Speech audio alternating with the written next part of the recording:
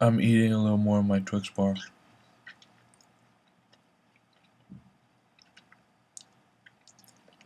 I started thinking about people who don't have a choice to do this. And what sucks about doing it here is you look all around. My roommates outside picnic, people eating plentifully, and they're taking for granted everything. All the food, they eat probably more than they should. They don't like to just eat to be content. They eat to have a little gut of satisfaction, that gluttony, um, that we can afford to have.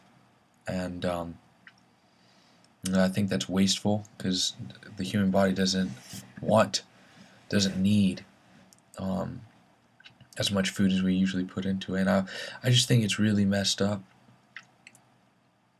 that people, um, don't have a choice.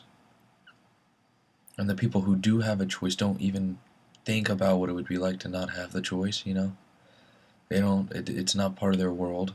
They don't realize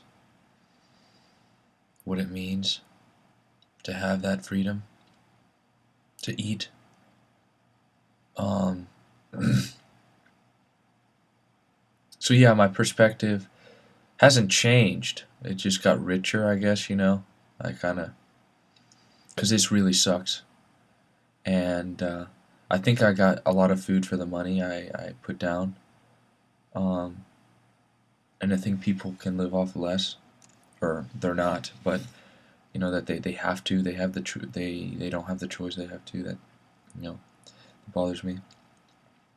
I wouldn't be able to make it. I'd be one of the first to go down. Um,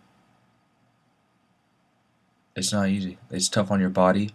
And if you think you can go to school and you can do anything when you're hungry, no, it's not. You can't. Hunger is an unwanted, foe, and it's there, and it stays with you, and it reminds you constantly that it's there. Um, just like a sickness or a disease, you can't get rid of it unless you do something about it. You can't ignore it because you can't do anything else until you're fed.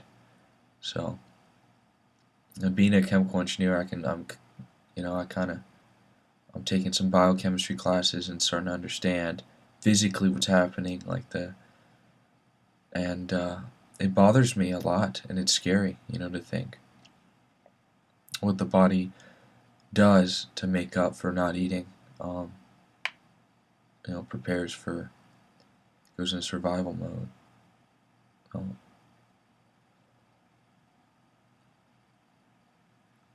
I don't know if I ever want to do this again.